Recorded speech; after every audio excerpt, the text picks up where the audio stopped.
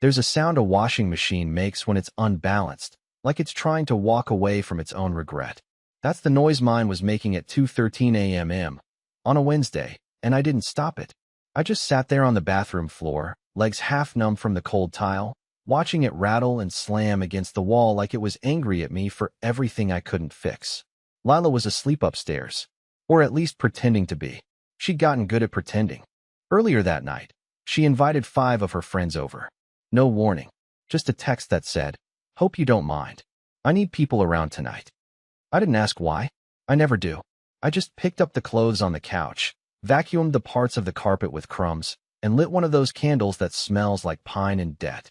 They arrived an hour later, all of them in perfect clothes with perfect teeth, and that perfect way of talking like every sentence was made for a group chat. I stayed mostly in the kitchen. I always do. I'm good at putting out bowls of chips and pretending I belong in my own house. And then, she said it. I heard my name, so I listened. That's how it starts, right? One of them, I think her name was Audria or Audra or something equally intimidating, asked, "Is he okay? He seems kind of quiet." And Lila, the woman who once told me I was the calm in her storm, laughed. Actually laughed. "Oh, Ellis," she said. "He's just going through one of his phases. You know, that emotional turbulence stuff? I keep telling him therapy would help, but he's convinced overthinking is a personality trait." They laughed, and I stood there, in my own kitchen, holding a bottle of store-brand seltzer, realizing that the person I live with describes me like a seasonal disorder. I didn't say anything. What would I say?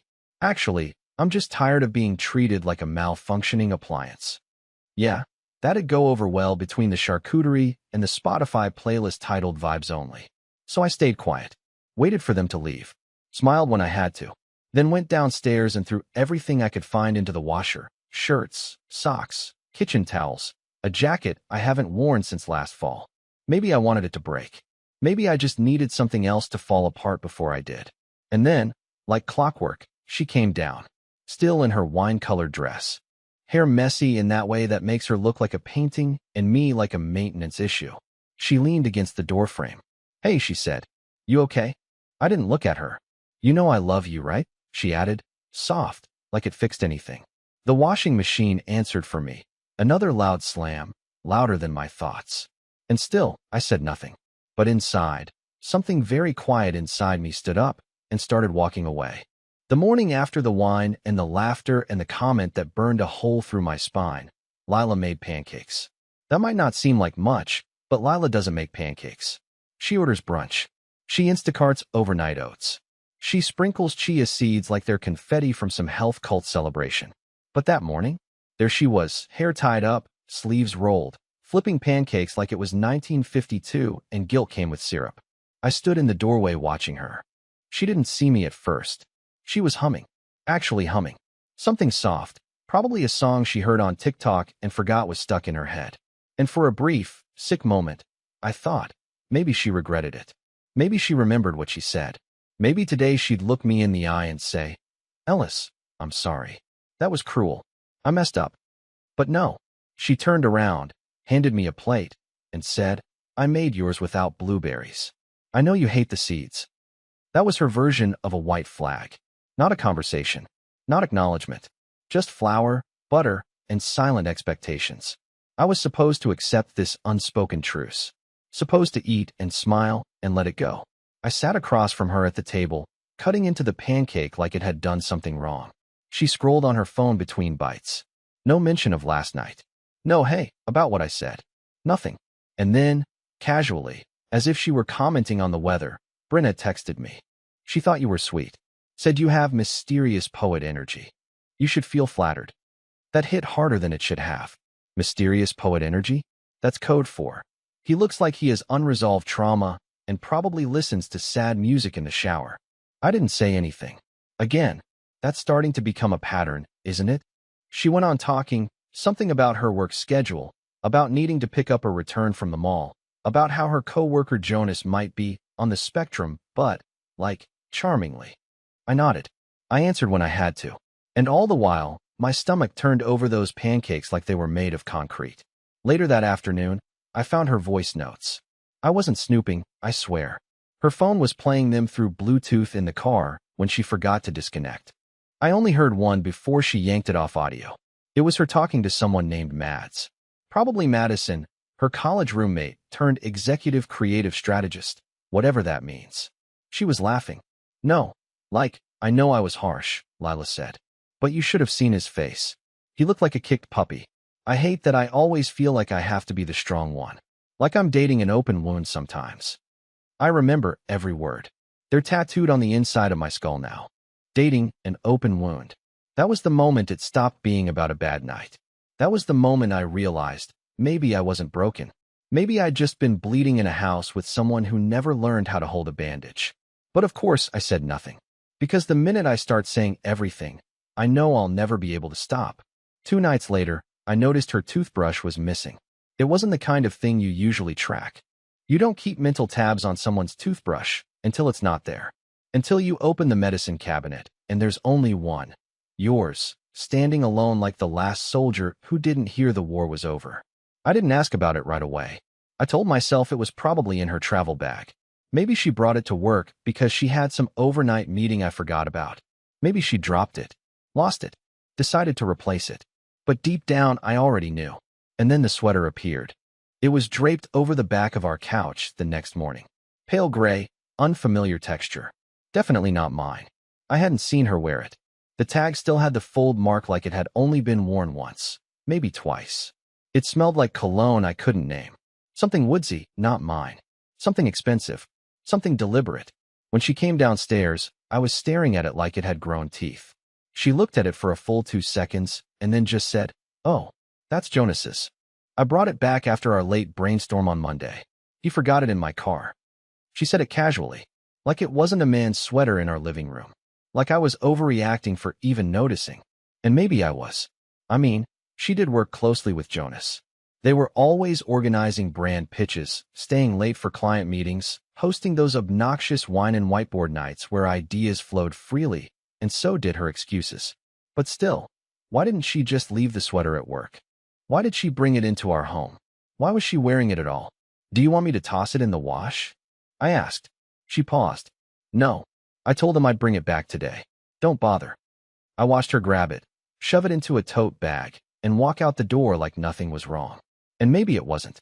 Maybe everything was just modern and progressive and chill, and I'm the insecure caveman who can't handle his partner being friends with men who wear $300 sweaters and have complex playlists for different moods.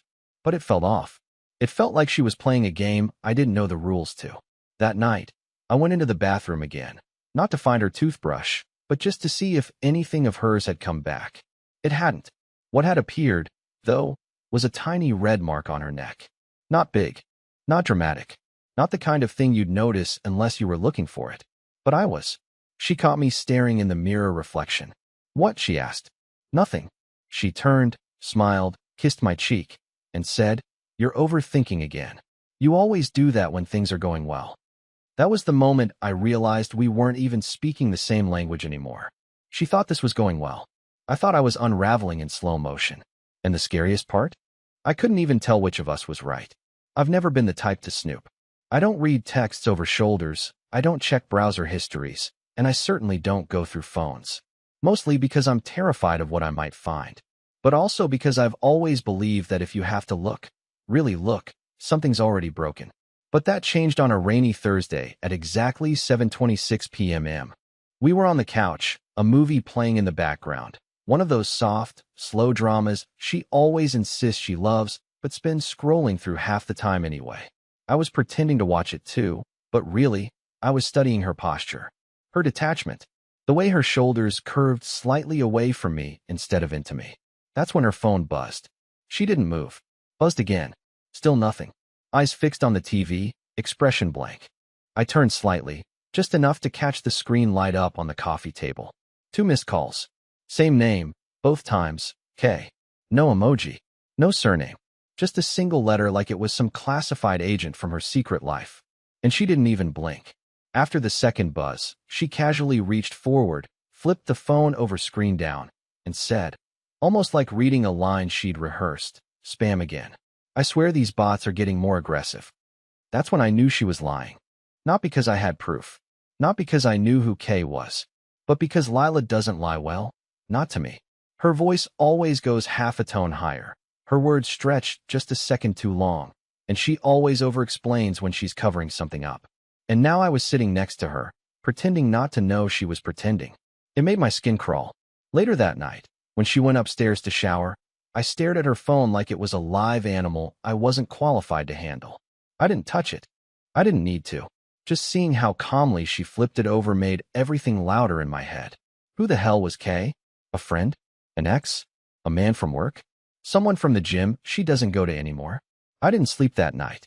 I just lay there in bed next to her, both of us facing opposite directions, listening to the soft click of the ceiling fan. Her breathing was calm, steady, like nothing was wrong. I wanted to turn over, say something, ask. But every time I built up the courage, I remembered that look on her face. The look of someone who's already decided how much truth they're willing to share. And worse, I remembered the way she'd smiled at me earlier. The kind of smile people give to hotel staff or Uber drivers. Polite, hollow, disconnected, like I was just background noise. And that's when it hit me. I hadn't been in a relationship for months now. I'd been haunting one. I used to like hosting. Not in the Pinterest-perfect way Lila did, with wine pairings and mood lighting and playlists curated down to the tempo. But in my own quiet way. I liked making people feel comfortable. I liked offering second helpings and remembering who didn't eat mushrooms and who was allergic to shellfish. But the night Lila invited over her work friends for just a small dinner, I knew something was different before the doorbell even rang. She was dressed too sharply, not in her usual cozy hostess clothes, but in a fitted black blouse I'd never seen before. Her makeup was heavier, her hair styled like she was heading to a rooftop party, not just dinner in our rental. And then the guests arrived, 3 of them. 1 woman, 2 men. I recognized Brenna from before. The other woman was quiet, polite. The second man was new. Jonas? No. Kay. She didn't introduce him by name at first. Just, hey everyone, this is Kay. Like that initial was enough. Like I was supposed to know him already. Like he belonged. He shook my hand with one of those firm, too confident grips that lasted a fraction too long. Looked me dead in the eye and smiled like he knew things I didn't. The entire dinner was theater. Lila laughed too hard at his jokes, leaned in when he spoke, kept her wine glass turned toward him like it was some unconscious gravitational pull. At one point, he complimented the candle on the table, just a stupid lavender thing from Target. And she said, "Oh yeah, I thought you'd like that scent," then immediately covered her mouth and laughed like she'd tripped over a secret. I wasn't imagining it. The room shifted. Every time I tried to join a conversation, it was like someone lowered the volume. No one looked at me for long. Kay asked me one question all night, something vague about, "What kind of work do you do again?" And when I answered, he nodded like I was an assistant in my own story. I felt invisible in my own kitchen. The worst moment came after dessert. People were getting ready to leave. Brenna hugged me. The quiet woman thanked me. Kay didn't shake my hand again. Instead, he just gave Lila a long look. Not a romantic one, not overt, just knowing. And she gave it back. Later, when I asked her who he really was, she shrugged. "Just a friend. You always get weird when I have guy friends. Don't make this a thing." I wanted to scream. I wanted to shout that I wasn't making it a thing they already had. But instead, I said what I always say. Okay. That night, I sat in the driveway after taking the trash out, just staring at the sky. No stars. Just clouds and a flickering street lamp and the sound of someone else's dog barking like it was trying to warn me of something I couldn't name. And for the first time since this whole spiral began, I thought something I hadn't let myself think until now. What if she's not coming back? Not physically. She lives here. Her clothes are still in the closet. Her coffee mug's still in the sink. But mentally, emotionally, spiritually, what if she left a long time ago and just forgot to tell me? The silence between us started to feel like another person living in the house. It had habits, moods, routines. It woke up with us, sat at the table during breakfast, followed us through the hallway at night. We didn't talk about it. We just worked around it, like roommates avoiding eye contact after a fight no one remembers starting. Then came the night she slipped.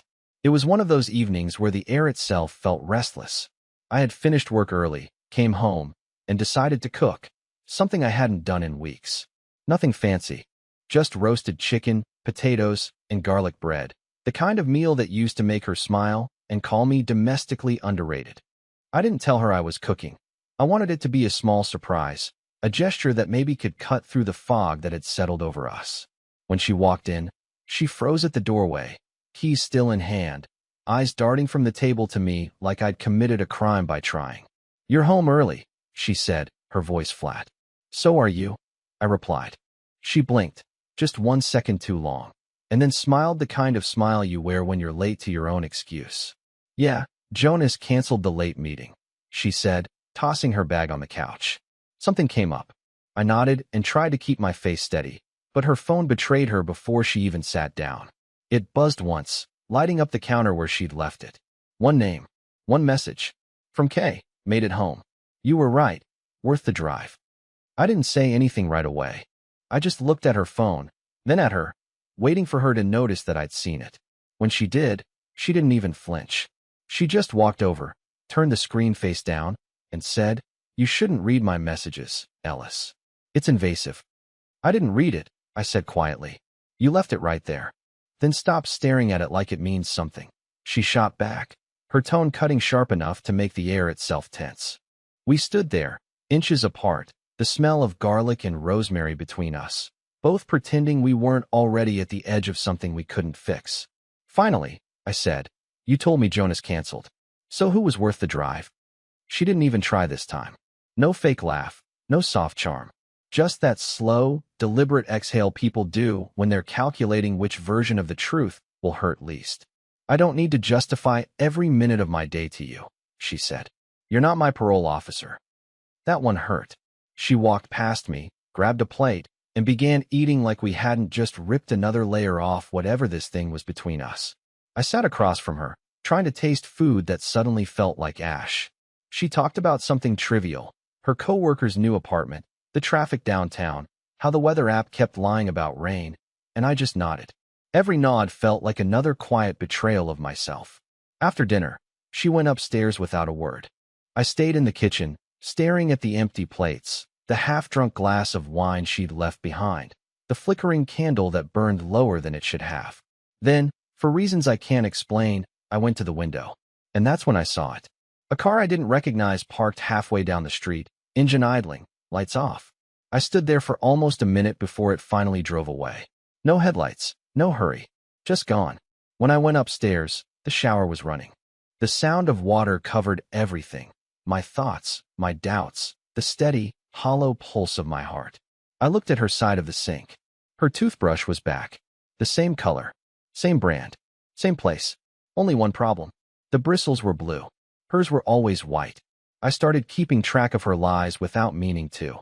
Not in a journal, not on paper, just in my head, like tally marks carved into the walls of a prison cell. I knew how often she said, "just 5 minutes," before leaving for hours. I knew when her perfume changed. I knew when she stopped humming in the mornings. But what I didn't know, what I couldn't admit to myself, was how much of me had started to disappear inside the silence she left behind. It was a Sunday evening when it finally cracked. She was upstairs on a video call, laughing, not the tight, professional laugh I'd gotten used to hearing, but that wild, unfiltered kind she used to have years ago, back when we still stayed up until 2 a.m., just talking about nothing. That laugh hit me like a punch. I hadn't heard it directed at me in months. I tried not to listen, I really did. But the sound carried through the air vent. Her voice dropped to a whisper, low and playful, the kind of tone you use when you're sharing something just for one person. And then his voice. A man's voice. I couldn't make out words, only the rhythm of it, low and steady, the kind of voice that doesn't rush because it knows it's being listened to. I felt sick. My hands started shaking. I went to the bottom of the stairs, half of me ready to burst into the room, half of me praying I was wrong. I stood there until the call ended, the silence returning heavier than before. When she came down later, she looked radiant, lighter, somehow. She had that post-laughter glow, the kind of warmth people get after saying things they shouldn't but wanted to. She saw me sitting at the table, laptop open but untouched, and smiled faintly like she'd walked into an ordinary evening. "Hey," she said, "you want to watch something?" My throat was dry. I just said, "Who were you talking to?" She blinked, tilted her head slightly, as if confused by the question. "Work." "Why?" "Work doesn't make you laugh like that," I said quietly. "And work doesn't call you Lyle." Her face changed instantly. Not guilt, not panic, just that tired expression she gets when she thinks I'm making life harder than it has to be. Ellis, she said, calm but cold. You're hearing things. This obsession of yours, it's getting unhealthy. You need to talk to someone. You twist everything. The way she said obsession hit me harder than anything else. Like I was the problem. Like my pain was some kind of hobby I refused to quit. She walked past me, grabbed a throw blanket from the couch, and curled up with her phone. The same phone that had the letter K burned into my brain. A few minutes later, a new sound joined the room. A single buzz. Then another. She smiled at the screen, thumb flicking lightly, her face illuminated by a glow I wasn't part of. That's when I did it. I know I shouldn't have, but I couldn't stop myself. I opened the drawer under the router, where the small smart speaker hub sat. The one we bought last year, the one connected to the living room mic. It had a memory log, a feature she didn't know about. A recording buffer of recent voice activity. I played it back with my headphones on, heartbeat pounding in my throat. The audio was short, 10 seconds, maybe. Just her voice, crystal clear. She said, "You shouldn't call me when he's here." Then a man laughed softly and answered, "You like it when I do." The recording ended. I sat there frozen, every muscle tight enough to snap.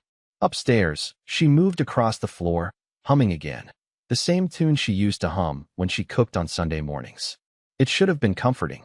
But now, it just sounded like a stranger living in my house, rehearsing for a role I didn't know existed. And for the first time since this began, I wasn't angry. I wasn't heartbroken. I was terrified, not of losing her, but of realizing how long she'd already been gone. The house felt heavier the next morning. Not haunted, just quiet in that specific way you notice when something has permanently shifted. Like when a storm passes, but the air still tastes electric. Lila was still asleep upstairs. Or pretending to be. I didn't care. I didn't wake her. Instead, I made coffee. The real kind. Not the pod machine garbage she liked, but the French press she gave me for our second anniversary and never learned to use. I brewed it slowly, methodically, the way I used to before I started rushing through my own mornings.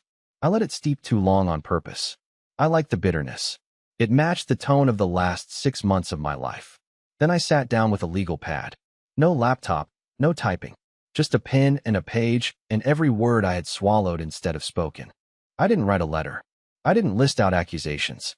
I didn't need to. I wrote one sentence. I remember who I was before I started apologizing for my own feelings. That was it. That's what I needed. That was the version of me I was going to resurrect. The one who used to like soft music and thunderstorms in bookstores with crooked shelves. The version who made Sunday breakfast and laughed at his own bad jokes and didn't carry shame like a second spine. By the time she came downstairs, I was already dressed. Bag packed. Keys in my hand. She rubbed her eyes like a child caught napping past curfew and said, "Where are you going?" I didn't raise my voice. I didn't deliver some perfect final line. I just looked at her and said, "You already went first. I'm just catching up." She stood there in silence. For the first time in months, she didn't have a clever reply. No deflection. No gentle dismissal disguised as concern. And that silence, that was the most honest conversation we'd had in a year. I walked out without slamming the door. I didn't need noise to mark the ending. I drove for 3 hours with no destination. I ended up by a lake I hadn't seen since I was a teenager, the one where my brother and I used to skip stones until our arms hurt. I sat on the hood of the car with my coffee and listened to nothing. No gaslighting. No second guessing. No turning myself inside out to make someone else comfortable. Just wind, water, birds in the distance. And finally, the feeling I hadn't tasted in so long I forgot it had a name. Peace.